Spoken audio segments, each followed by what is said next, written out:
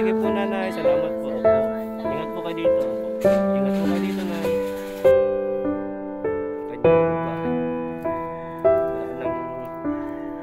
Wala nang harang. Grabe. Yan yung tira.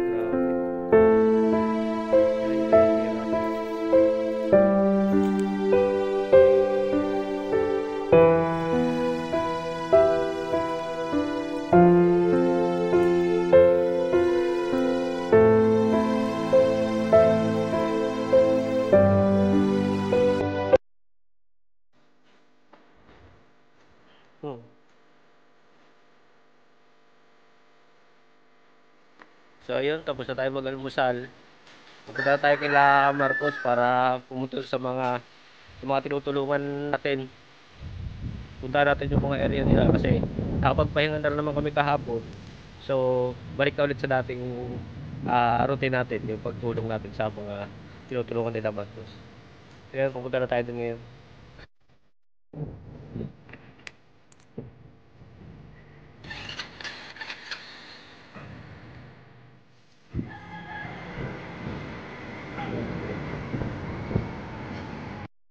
Yan, nandito tayo kila Marcos. Itin natin yung dalawa kung gising na. O kung nakagayak na sila. At papunta na tayo sa mga tinutulungan natin.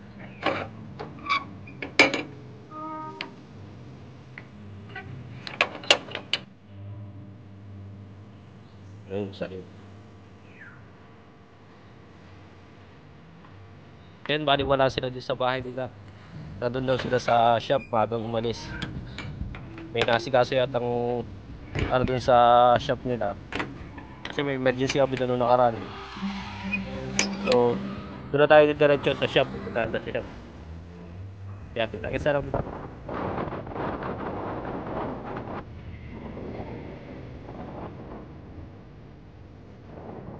So ngayon dito kami sa ano dito, Silungan.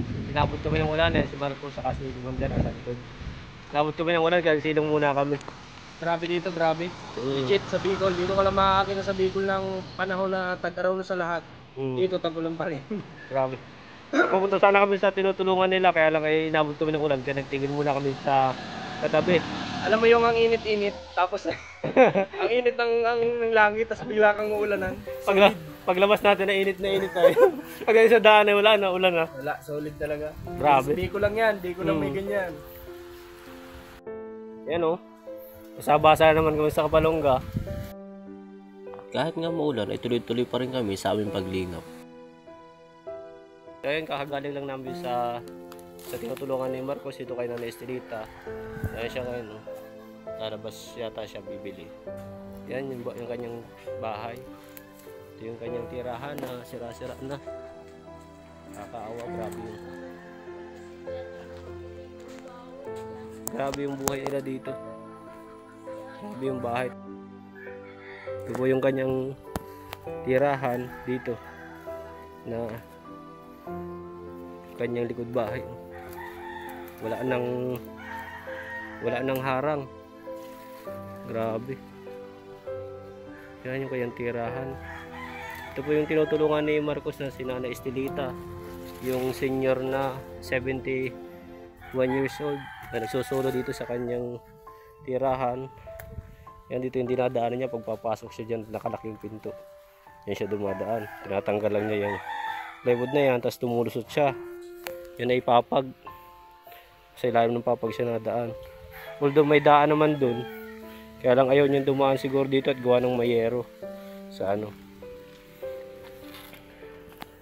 Kaya yun sa ano, matulungan ni Marcos to na mapatayuan ng kahit maliit na tirahan.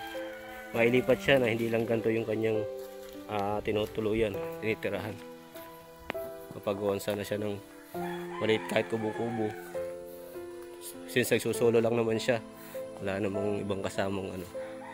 Siguro okay na yung maliit na bahay-bahay lang.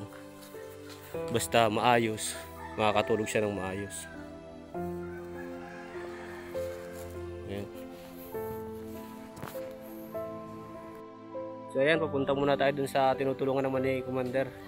At sige po nanay, salamat po. Opo.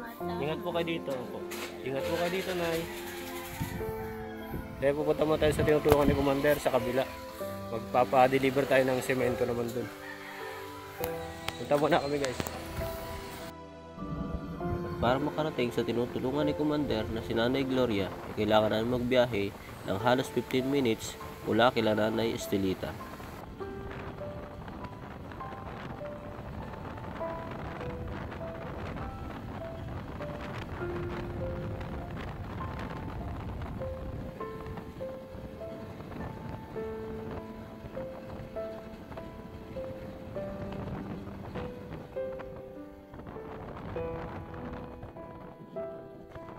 So ayun nga, ngayon nandito tayo sa tinutulungan ni Commander na senior citizen din na 72 years old at yung asawa niya 63 years old na nandun lang sa loob ng bahay, hindi na nakakalakad, hindi na rin nakakatayo. Bali nakaano lang siya, doon na lang siya dumudumi, nakadiaper lang siya. Yan, pa-deliver si Commander ng semento na yan. 10 sakong semento para dito sa bahay niya. Gusto ni Commander ipagawa itong tinitirhan nila para sa ganun maayos-ayos naman kasi delikado na yung sahig nila, babagsak na yung sahig nila. Tapos yung mga dingding yun, mga sako na lang. Ngayon papakita ko sa inyo ngayon. Halos maluwa ako sa buhay na dinaranas ni Nanay Gloria at ng kanyang asawa. Sa kanilang tahanan, nagawa sa pinagtagpi-tagpi na sako.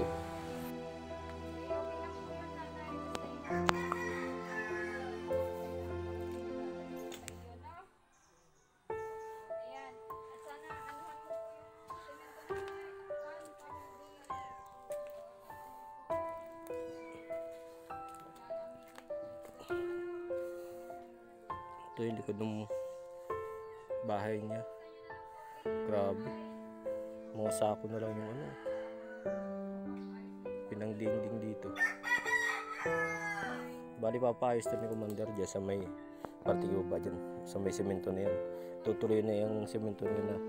Pinagawa daw nung inampun nila. Na nasimula, hindi lang natapos kasi ito. Medyo kinukulang din sa budget. Kaya ngayon, tutuloy ni Commander saka tumutulong sa kanilang kagawa dito sa barangay ng Alayang. Yan dyan. Grabe oh. Sira-sira na yun.